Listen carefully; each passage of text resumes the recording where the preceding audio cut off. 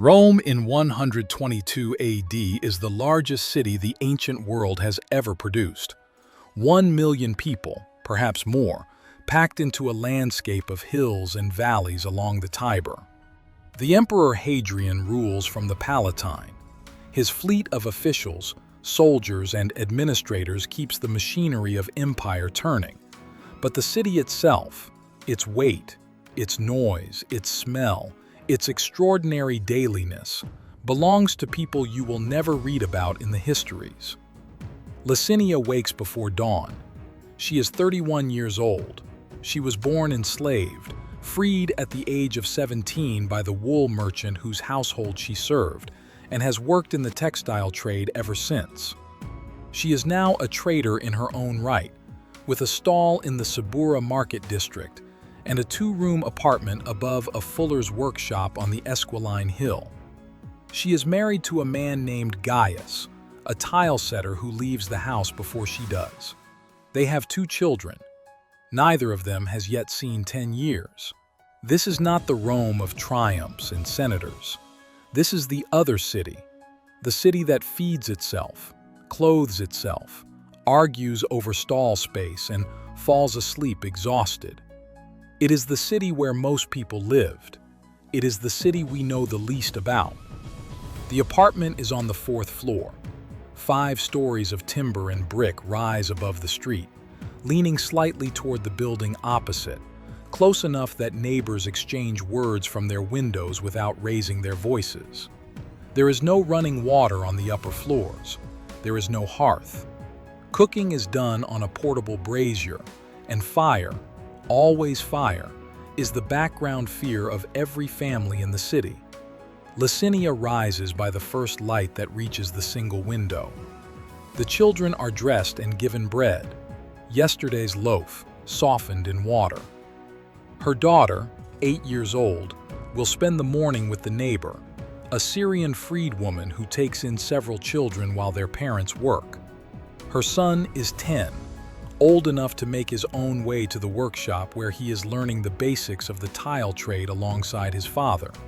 The household gods sit in a small niche beside the door. Licinia pauses before them. A few grains of emmer wheat, a spoken word. The Lares have watched over this apartment since the family moved in 4 years ago, and there is nothing superstitious in the acknowledgement. It is simply the way the morning begins. The gods of the household are not distant or ceremonial. They are domestic. They belong to the same space as the bread and the brazier. By the time she has secured the shutters and locked the door behind her, the street below is already loud. There are no breakfast tables in most Roman apartments. The morning meal is taken standing, purchased from the Thermopolium 2 streets down, a counter of terracotta vessels set into stone, each holding a different preparation. Licinia knows the owner. She has been coming here for 3 years. Today, it is a cup of warm spiced wine cut heavily with water and a small dish of olives. She eats while standing at the counter, watching the street.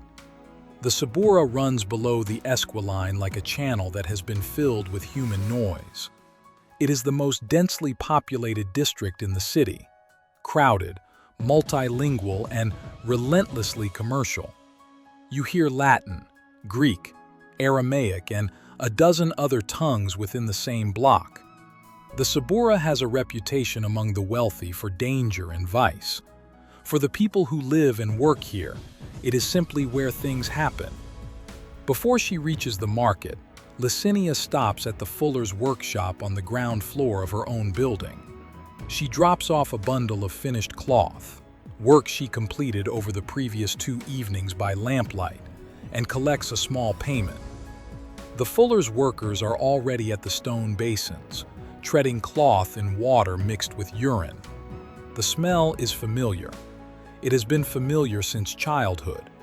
The fuller nods, counts out the coins, and returns to his ledger. The transaction takes less than 3 minutes. This is how income works for most people in the city. Not in large sums, not in contracts, but in small exchanges repeated many times across a long day. The stall is a rented space at the edge of the Subura market, a wooden counter with shelves behind it, shaded by an awning that Licinia has repaired twice this year. She sells undyed and dyed wool by weight, linen cloth by the length, and, on good weeks, a small supply of finished tunics sewn by her neighbor's household. The inventory comes from a wholesaler she deals with monthly. The margins are tight. They are always tight. Setting up takes the better part of an hour. The bolts of cloth must be arranged to show their quality. The weights must be checked against the standard measure. There are traders in the market who are known for dishonest weights, and reputation matters more than anything in a trade built on return customers. Licinia's customers are mostly women, wives of craftsmen, slaves on household errands, the occasional freedwoman setting up her own home. She knows many of them by name. The morning hours are the busiest. 2 women from a senator's household arrive early, enslaved workers given money and a list. They buy 6 lengths of undyed linen and a spool of thread. Licinia does not know who their household serves and does not ask. The sale is clean and swift. Across the market, a dispute breaks out between 2 sellers of amphorae over the boundary of their stall space. The aedile's assistant comes to adjudicate. The market watches for a few minutes, then returns to work. This too is familiar. Licinia has been doing this for 11 years. She knows the rhythms of the market the way a sailor knows the weather.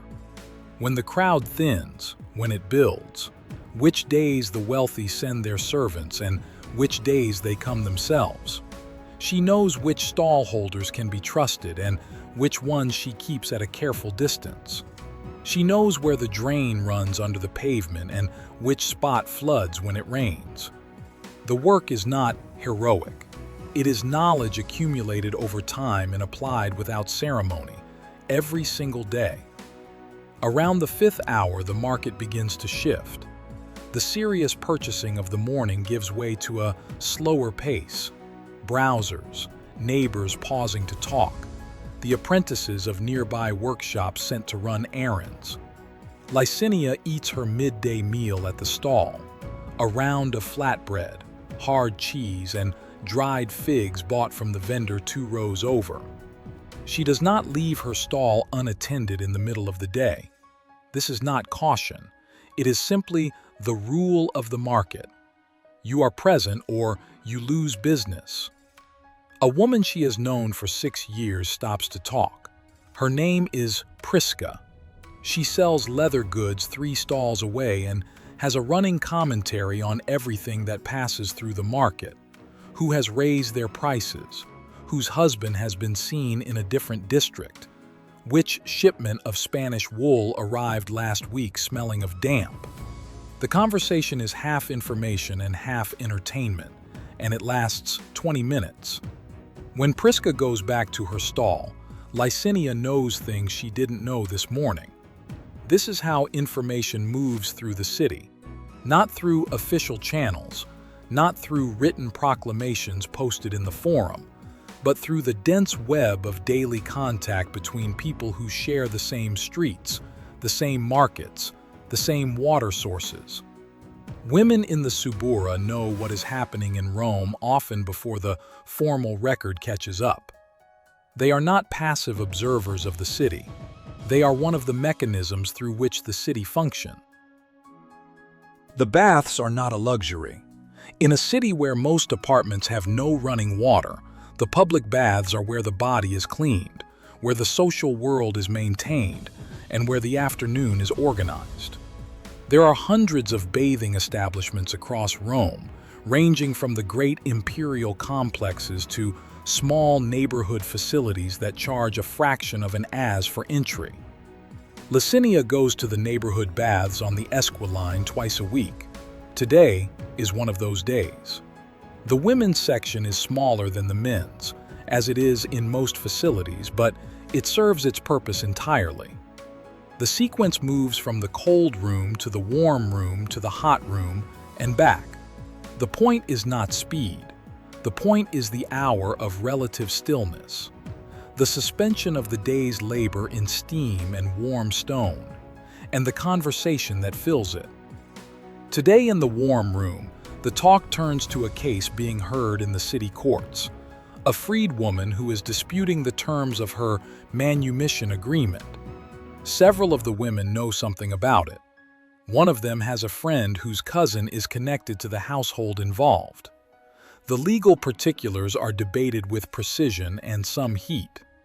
Roman women are excluded from pleading in court, but they are not excluded from forming strong opinions about the law, from understanding its mechanisms, or from knowing how to use it through the men in their household or through a legal advocate.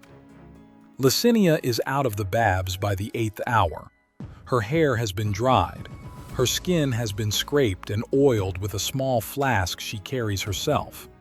She feels, for the first time today, that the day has paused long enough for her to exist in it, rather than simply move through it. The stall is packed away before sunset. The awning comes down. The unsold bolts are wrapped and stored under the counter. The space is rented by the week, and the arrangement with the market authority allows overnight storage. Licinia walks home carrying the day's earnings in a small purse inside her tunic. It is not a large sum. It is enough. Gaius is already home. The brazier is lit. He has done this himself, which she notices without commenting. The children are back. Her daughter has been taught 3 new letters by the Syrian neighbor and demonstrates them at the table with a piece of chalk on the slate they keep for this purpose. Her son has come home with tile dust on his arms and a cut on his thumb that is minor but requires attention.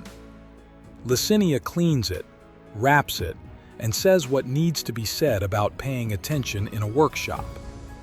The evening meal is prepared on the brazier, a thick porridge of emmer wheat with onion and a small portion of salt fish.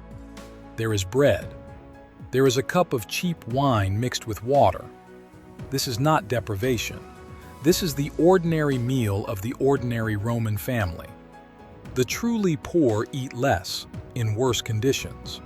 The wealthy eat in a different universe entirely, reclining at tables attended by servants, with dishes from 3 continents.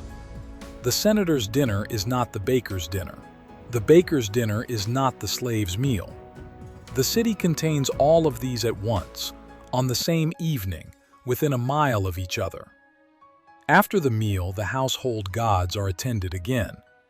A small offering, a piece of bread, a few drops of wine. Licinia says a prayer for the health of the children, one for the stall, one for Gaius's work. These are not dramatic invocations. They are the ordinary religious life of a Roman household, daily, unspectacular, and entirely sincere. Rome does not sleep cleanly. The cart traffic prohibited during daylight hours floods the streets after dark, and the noise rises through the walls and floors of the apartment building from the 9th hour onward. Carters shout, wheels strike cobblestones. Somewhere in the building a child is crying. The city that was a place of commerce and movement by day becomes, at night, a place of noise and uncertain safety. Licinia does not go out after dark unless the need is urgent. This is not timidity. It is the calculation that every resident of Rome makes. The streets at night belong to a different population, the watchmen making their rounds, the carters at their work, and those for whom darkness is a professional advantage. The great city does not offer the same safety to all its people at all hours. The lamp burns for another hour after the children are in bed. There is wool to card, thread to check, a mental account to be run over. How much came in today? What must be paid on Friday? The stall rent, the installment on a debt from last autumn, the small regular payment to the Guild of Textile Sellers that provides a kind of collective insurance against disaster. If a trader in the guild falls ill and cannot work, the guild contributes to her household for a fixed period. Licinia has paid into this arrangement for 9 years. She has drawn from it twice, once when she had a fever that kept her from the stall for 8 days, once when her husband broke his arm on a job site. The lamp goes out around the 11th hour. The apartment is dark. Outside, a carter is arguing with someone in the alley below. The sound fades. The building settles. Tomorrow, the brazier will be lit again before dawn. The children will be dressed and fed. The stall will be opened. The weights will be checked. The market will fill with noise and transaction and the 1,000 small negotiations of ordinary life. Licinia will be there. She will know things by the end of the day that she does not know now. She will have turned her knowledge, her labor, and her presence into the next day's survival. Roman women did not wait for history to notice them. They made the city work, and then they did it again the next day. Every scene was rebuilt from historical evidence as a vision of what it may have looked like, using modern AI to rebuild. If you want to see more reconstructions like this, subscribe and leave a comment telling us which lost city or vanished neighborhood you want us to rebuild next.